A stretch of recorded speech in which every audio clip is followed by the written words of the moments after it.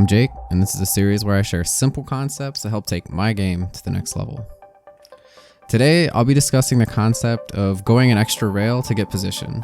Something that I used to do all the time was try and hold the cue ball in shots where it just wasn't ideal to do so. I used to see one obvious way to get the shape that I wanted, and then stop thinking about other options that the table offered. In this example, I have a thin cut on the 8 ball, and I'm trying to get shape on the 9. Ideally, you want to get shape on the long side of the 9 ball, and the cue ball is automatically headed there, but there's one problem.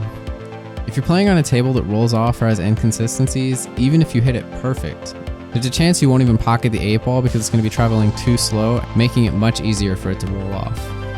If you slightly overhit it, you won't have shape on the 9, and this is where the concept of going an extra rail or two comes in. There's a few benefits here that need to be discussed. First is your ability to pocket the ball. Since you're able to hit it harder and more confidently, you can hit it at pocket speed, ensuring that as long as you hit it right, it's going to drop. Secondly, the room for error is increased when getting position.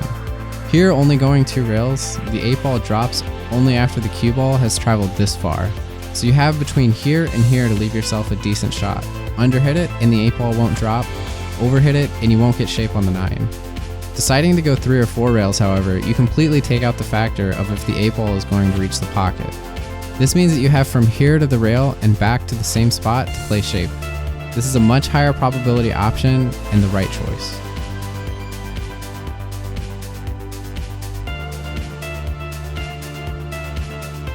In this next example, I have to play the shot extremely slow to hold shape on the 9. Once again, we run into the same issue.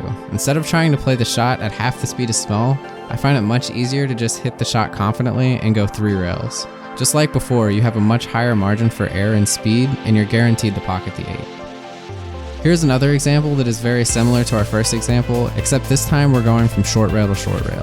Here we run into the same issue of we can hold the cue ball, but if we underhit it, the 8 won't make it to the pocket, and if we overhit, we'll be left with bad shape on the 9. So instead, I find it best to allow myself to hit it at pocket speed and come back out for the 9 ball. And for my last example, I have something that seems to come up all the time.